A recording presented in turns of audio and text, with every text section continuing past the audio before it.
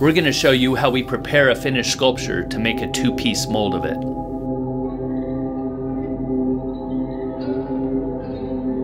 Tom has completed the Mutant Baby sculpture, and now Ed is preparing to spray paint it, make a dam, so Mondo can make a two-piece mold.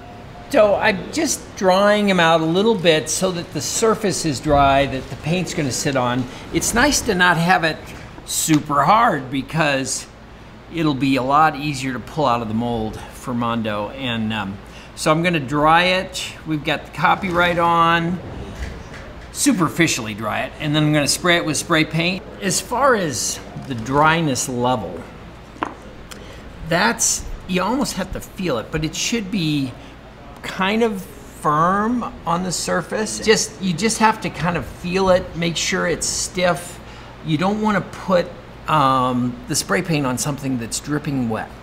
So you just want to flash dry the surface, leaving the sculpture inside moist, and that'll make cleaning it out way easier.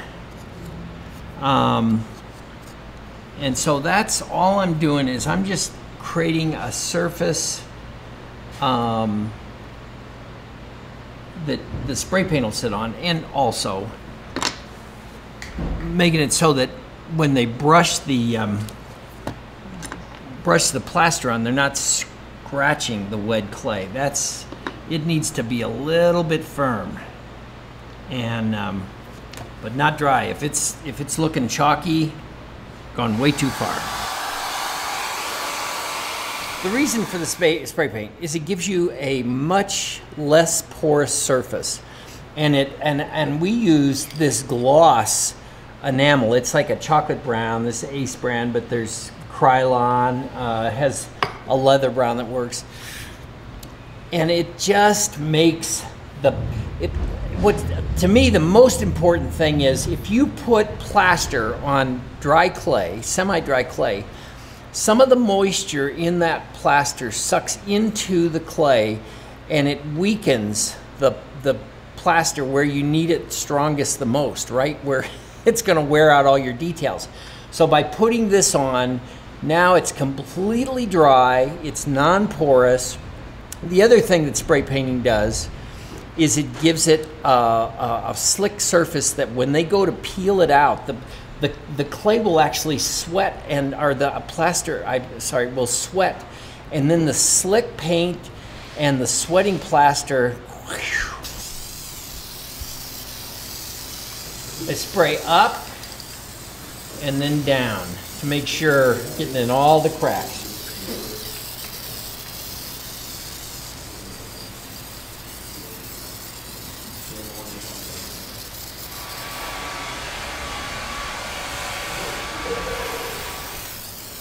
So I'm going to put 3 coats on this. The important thing when you do that last coat is to make sure it's all shiny. It should all be glossy, and that'll just help with pulling it out.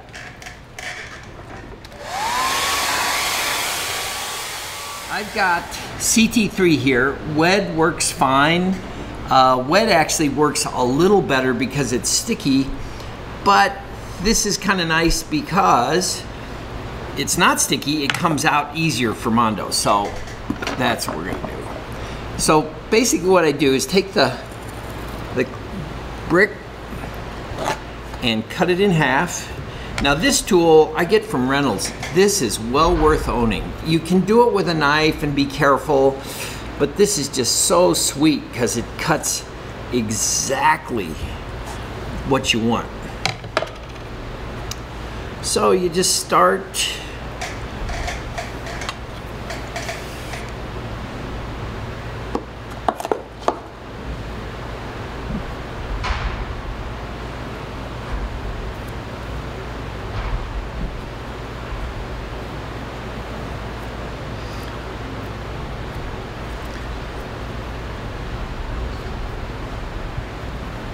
And you're making a dam because you guys are making a two-piece mold. That is correct. Something like this, it would be a nightmare to try to make this in one piece. It'd be easy to make the mold, but getting the clay out to go down in the cave and try to get it out the little tips of things, it would be very hard. This way, when you break it in two pieces, you can really get at stuff to clean it up. So that's the rationale.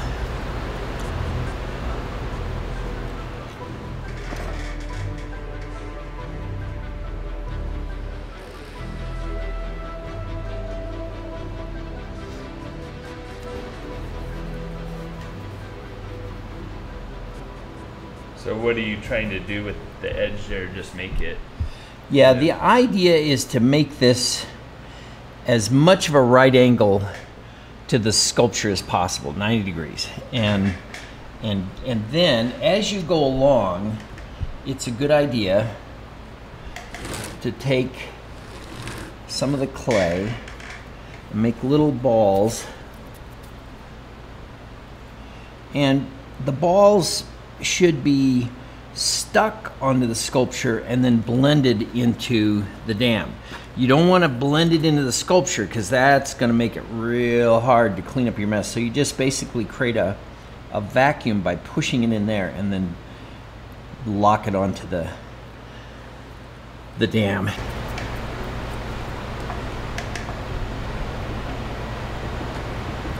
And I'll show you a little trick here in a minute.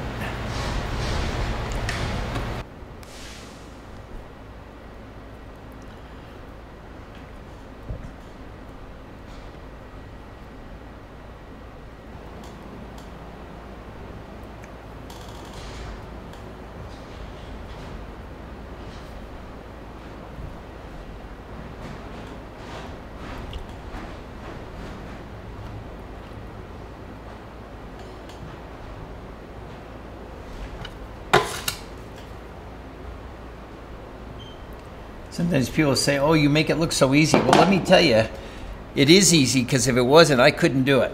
That's just the way it is. It's just, you know, some of it's kind of your head, you know, just feeling like, you know, if you feel secure in what you're doing, it goes well. Now this, I'm just going to push it till it's like the halfway point on the finger. So I wasn't really in there perfectly, but I just made it work.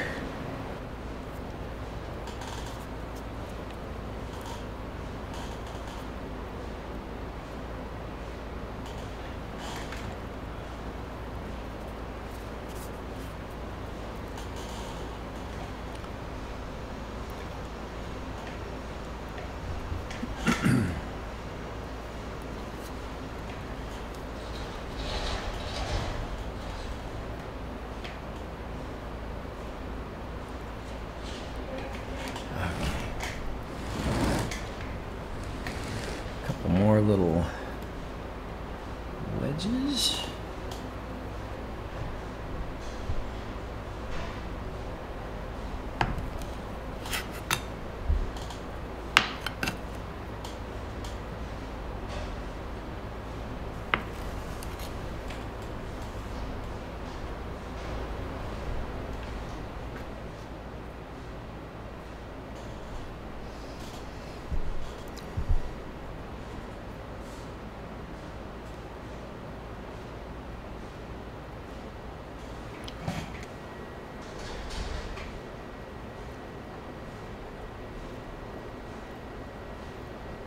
So I'm actually pushing down, because if I just did this, I could pull it away. So I'm pushing down and I'm just going along and trying to get it roughly smooth.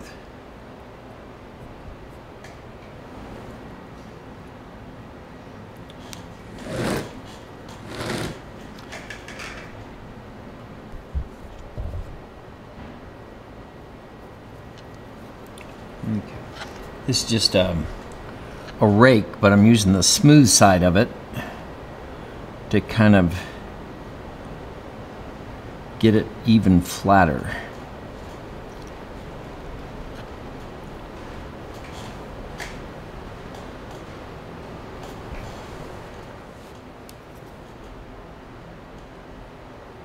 Okay, so it's roughly smooth. So now I take this little tool, it's like a little finger, and I push sideways mostly so that I'm making a real clean edge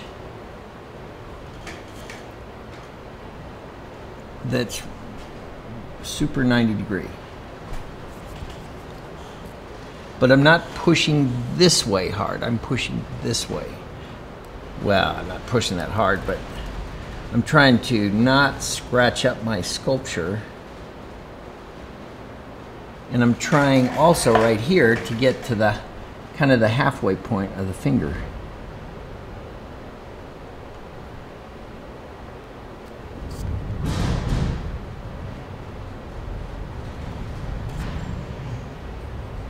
Now if you do get carried away, you can fix it in dremeling and patching it.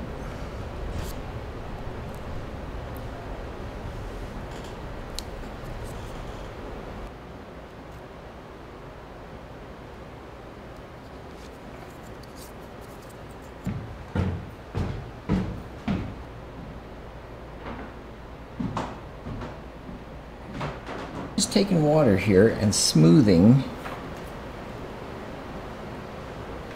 because you don't want it rough. Now you can do all sorts of fancy dancy keys, but I personally like the speed and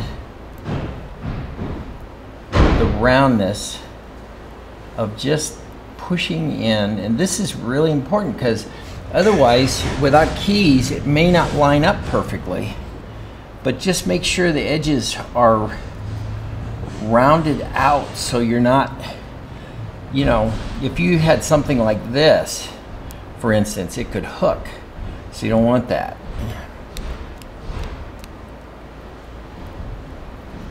So I'm just going along. And these keys are so to help you know how to put the mold together and so it fits together. Yes. And the keys will allow you to lock that mold together perfectly and then strap it, and you'll have a super tight fit, so there's almost no dremeling. It'll just be a little bit. The reason we got to do two-piece mold is to get all the little bits of clay and things that are around corners. It'd be very difficult if this was one-piece mold. But once it's done, once you have a foam master of this, which is a latex and foam filled piece that's now rubbery, you can make a one-piece mold. You got no seams to deal with, and it'll pop right out because the rubber will go around the corners, and generally it doesn't rip off. So it's super easy. And that, then, you know, we can make all the molds we need to, because sometimes if something's popular, we'll have to make dozens of molds of that character, and so you have to keep going back to that foam master and making molds, so that I'm able to push fairly hard without moving the dam around.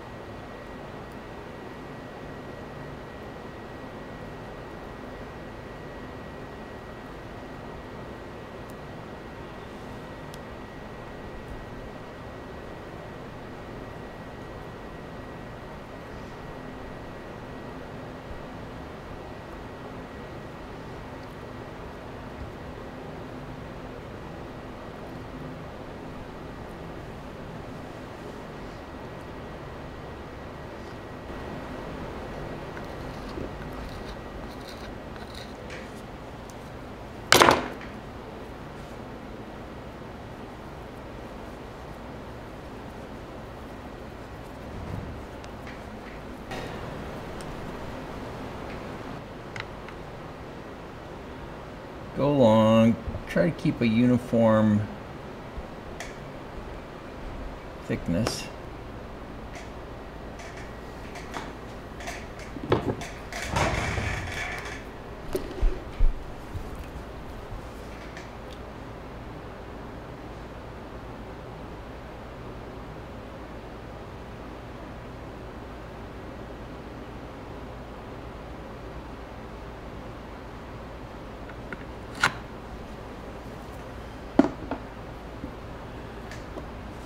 Voila.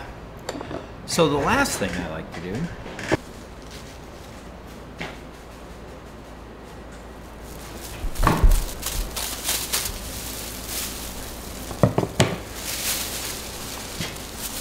is just kind of lay that over it and take your tool,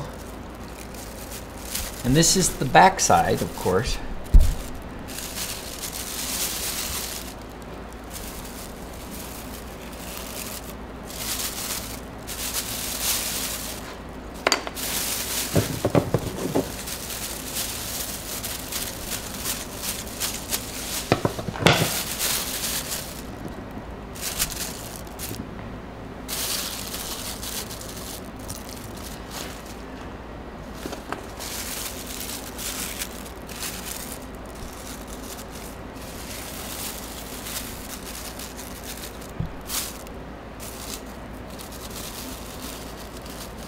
It's done. Now, the last step is you look at it.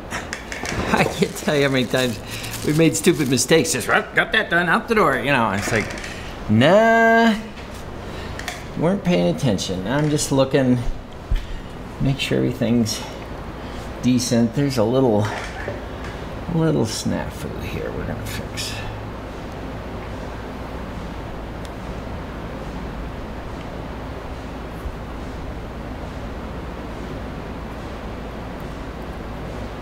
So, it's off to Mondo, and I'll transfer this nightmare over to him.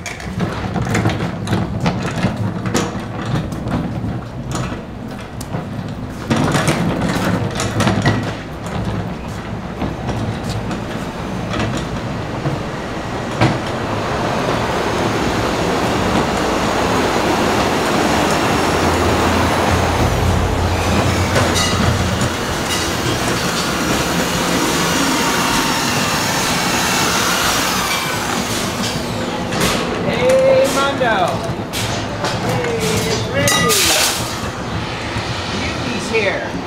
Okay, let me clear. Let's see, you want it facing probably the other way, right? The other way, yeah. Like that? Yes. Fingers out of the way, 1, 2, 3. Okay? Yep, I still got all 10. Me too. So here's your new baby, Mondo. But here's the thing. Let's not have any more kids. Ooh, it's good. We're gonna put in my taxes next year. Yeah, well, yeah, but let's not have any more kids. All right, it's all yours. I'm going to transfer the torch to you. Have fun, and let me know if there's any problems. All right. Okay. Thank you, Mondo. Thank you. Back first, 35 pounds. So you think it'll take about 35 pounds of plaster to make the back? Or is that safe? This is small, but the small batch I can make is like 35. Of course I can make it less, but I like perfect. For 35 pounds, I know all my measurements. 14.5 of water, and then I just go to 35 pounds with the plaster. You wait like a minute to soak all the. So you let yeah. You just let it kind of sink in there, huh? Yeah. I like it because that way you don't get like a big. How can I call it, like big chunks of plaster.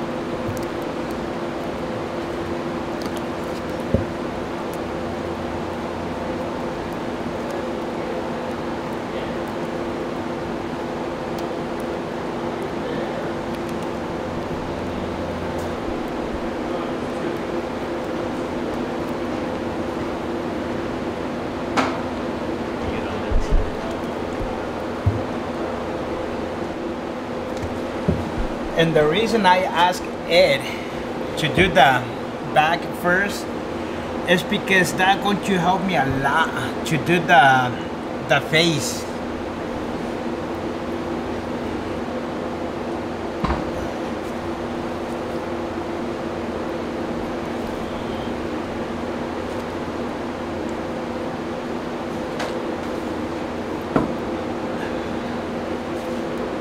How fast is it thickening up? Well, the plaster got to give you at least like 5 minutes to work with the plaster before it start getting like rock. It's enough time. It's enough time to put the first layer, and then you can just go the second layer with a little bit of hemp.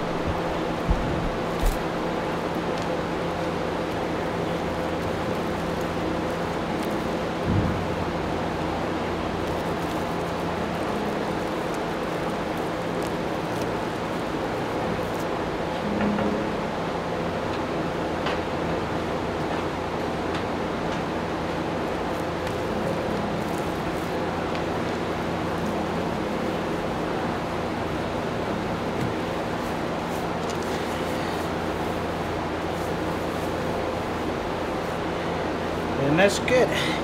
I don't want to put a lot of plaster because I wanted this like a level with the piece of metal, because I'm going to lay down on the table. If I put more, the metal going to be hanging and it's heavy, that can pop the whole little kid out, the clay. So I wanted just to leave it like that. I'm going to wait at least like half hour before I start working on the other side.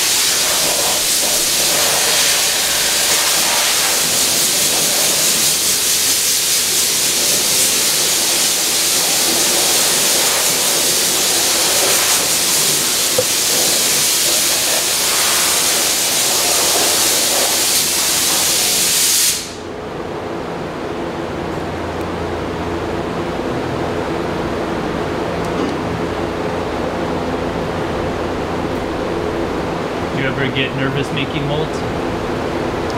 Do you ever get nervous making the molds in a big sculpture, or not so much anymore?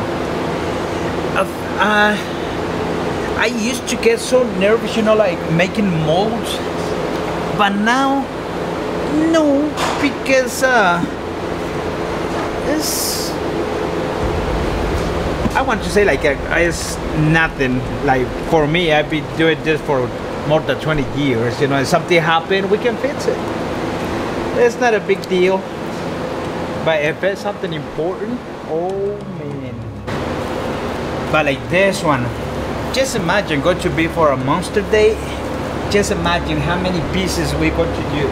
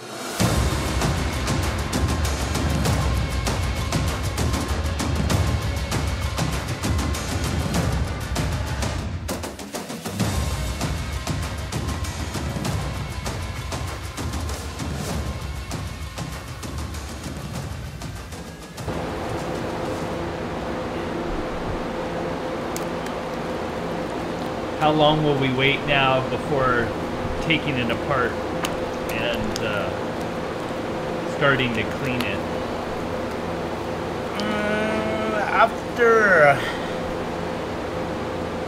After I'm done with the plaster, we have to wait at least like another half hour before we open the mold. Because we have to let the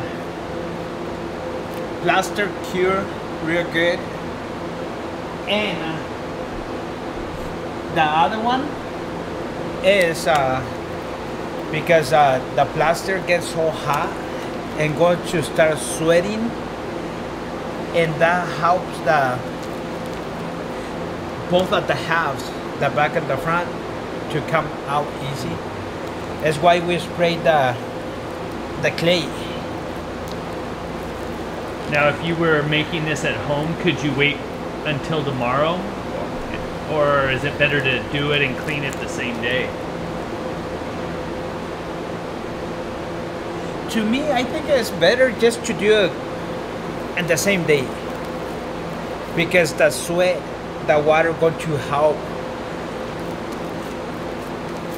Especially when it's with the spray paint.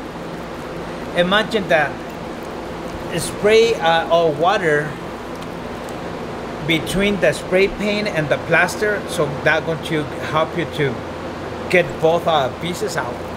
And even sometimes if it's something straight, that just come out the whole piece of clay with the spray paint.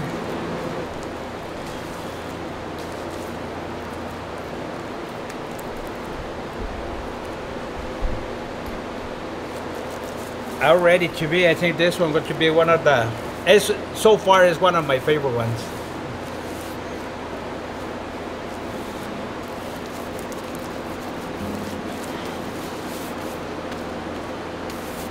That's good.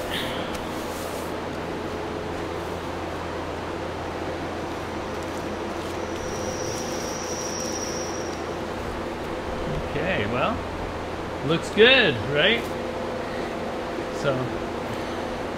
So far, everything okay. Looks good. It's thick enough, bottom and top. So let's see how it looks inside. you have to be careful not to be too aggressive, or otherwise it could... I had to be real careful because I don't know how deep is the clay, and I don't want it to break to crack the mold like across like that.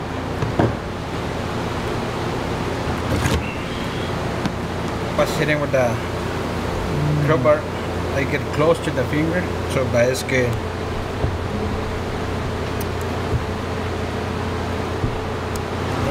Real careful. Looks good. How'd it go? I like it. Look, no cracks nor bubbles. Wow, looks good. Looks smooth. It's nice move. Just think of all the happy children I you're gonna know. make. Well, Mondo, well done. Thank All you. right. Well, boys, we can just patch that, put it together, and go to be ready to pour. The 3 first pieces going to be masters. Then we're just going to Dremel those and make a production mold and start running the 10 molds at least to do 1,000. I want to say this is going to be a popular